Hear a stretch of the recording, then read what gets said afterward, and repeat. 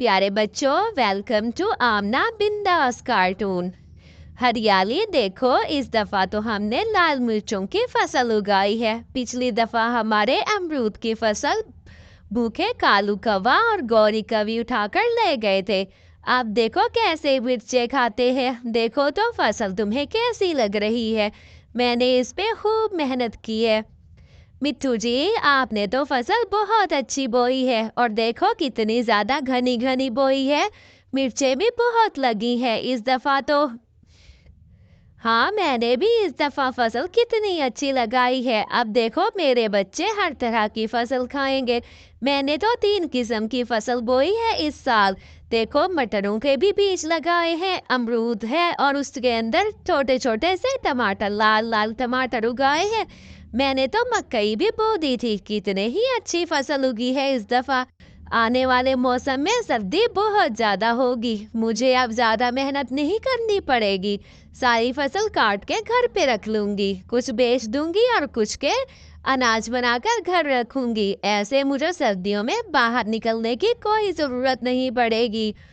मेरी फसल देखो कितनी घनी है, क्योंकि मैंने इस पे बहुत मेहनत की है। अब मेरे घर बनाने की चिंता है। अब घर का काम भी शुरू करना पड़ेगा। घर का काम शुरू कर लेती हूँ, फिर पक्का घर बन जाएगा। कब तक घोंसलों में बैठी रहूंगी। मेरी तो कमर अकड़ गई है घोंसले में बैठ बैठ के। अब अपने घर की तैयारी करती हूँ। बंटी कबूतर और उसकी पत्नी भी अपने लिए पेड़ उगा लेते हैं। देखो तो बंटी, हमारे आम की फसल कितनी अच्छी लगी है। आम से लदे हुए हैं हमारा पेड़। देखो तो इस दफा तो सर्दियों में मैं खूब आम खाऊंगी। गर्मियों में आम खाने को दिल करता है और सर्दियों में भी। हमारे पास तो कितने अच्छे बीज हैं। इस दफा तो सर्दियाँ अच्छी गुजर जाएंगी। मुझे लगता है हमें मेहनत करने की जरूरत नहीं पड़ेगी। हाँ हाँ, क्यों नहीं, ऐसा ही है। हमें अब दाना ढूंढने की भी कोई ज़रूरत नहीं पड़ेगी। जिस पंछी से हम आम लेकर कुछ और फसल ले लिया करेंगे। अब घर भी बनाना है। वहाँ गौरी और कालू बिल्कुल निकम्मे और नकट्टू थे। अरे कालू, बहुत भूख लग रही है, कुछ घर बनाने की, फसल बनाने की भी कोशिश करो। अब क्या सारे पंछी बना रहे हैं, उन्होंने अपनी फसलें उगा ली है।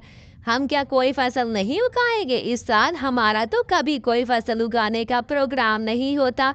कब तक ऐसे रहेंगे हम। क्या कहाँ से खाना खाएंगे। सुना है सर्दियाँ बहुत आने वाली है इस दफा। अरे गौरी, चिंता क्यों करती हो। तुम्हें नहीं पता हम कैसे गुजारा करते हैं। हमेशा दूसरों की फसल पे गुजारा कर लेते थे। पिछले साल तो याद है ना, मिट्टू के सारे अमरूद खा गई थी तुम। इस दफा सुना है उस टुनटनी ने बहुत सारी फसल उगाई है। यूं सारे पंछी मिलकर एक दूसरे का घर बनाने लगते हैं। अरे बिट्टू भैया, थोड़ा सा दीवार को ऐसे बना दो ताकि मेरा घर खूबसूरत लगे। इसकी छत तो तुमने बहुत अच्छी बनाई है। मेरा घर बन जाए तो हम बंटी कबूतर का और उसके बाद मिट्टू का भी घर बना लेंगे। एक दूसरे की मदद करके घर जल्दी बन जाएगा। अरे बात सुनो कालू, मुझे बहुत भूख लगी है। कुछ खाने का बंदोबस्त कर दो।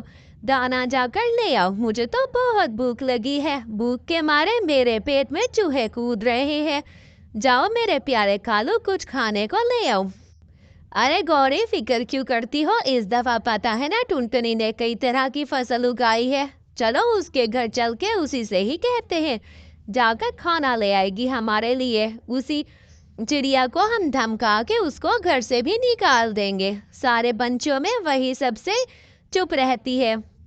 हाँ कालू जी, ऐसा ही करें। आपसे तो सारे ही डरते हैं। आप ऐसा करें, चल के उसके घर पे भी कब्जा कर लेते हैं। उससे कहेंगे वही खाना पका के खिलाएगी। अरे टुनटनी टुनटनी, कहाँ रह गई हो। मुझे बात सुनो, मुझे खाना चाहिए। मुझे बहुत भूख लग रही है। तुम ऐसा करो, मुझे और मेरी पत्नी गौरी को खाना बना कर दो। जाओ अपनी फसल से जाकर मटर तोड़ो। अरे कालू भैया, क्या हो गया है। क्यों मेरे घर आ गए हो। पता नहीं है कि मैंने फसल कितनी मेहनत से बोई है। मैं नहीं दूंगी अपनी फसल से कुछ भी तुम्हारे लिए। सारा दिन मेहनत करते नहीं हो, सोए रहते हो, दूसरों की चीजों पे आ जाते हो। गौरी कहती है, अरे टुनटुनी, चुपचाप देती हो, खाना लेकर आती हो हमारे लिए, या तुम्हारे पड़ तोड़ कर तुम्हारे घर से ही निकाल दे। कालू जी से कहूँगी तुम्हारे पर तोड़ देगा। क्यों कालू जी? हाँ हाँ क्यों नहीं गोरी, मैं तो इस टुनटनी के पर के हड्डियां भी तोड़ दूंगा। जाओ दफा हो जाओ, मेरे लिए अपने खेत से जाकर ताजा ताजा टमाटर ले आओ। कालू गौरी कुछ शर्म करो, ऐसे दूसरे पंछियों को क्यों डरा रहे हो?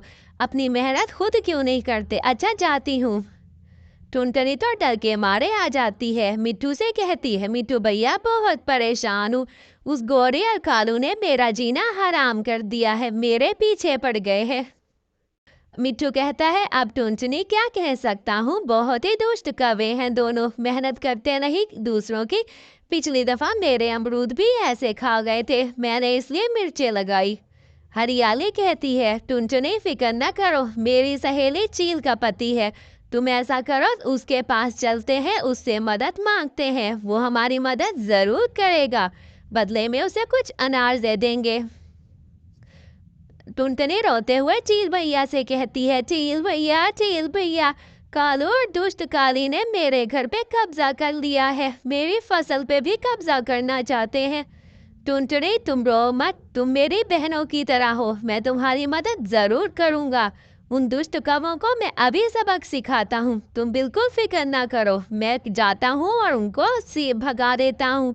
तुम फिक्र ना करो, मैं उनको खूब खबर लूंगा, ऐसे पंछों की यही सजा होगी।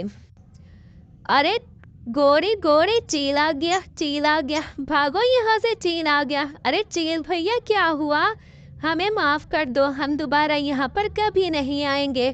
चील भाई हाँ हाँ दोबारा यहाँ पर दूसरों के खेत में आने की कोई ज़रूरत नहीं, अगर तुम दोनों को देखा तो मैं तुम दोनों को खा जाऊंगा।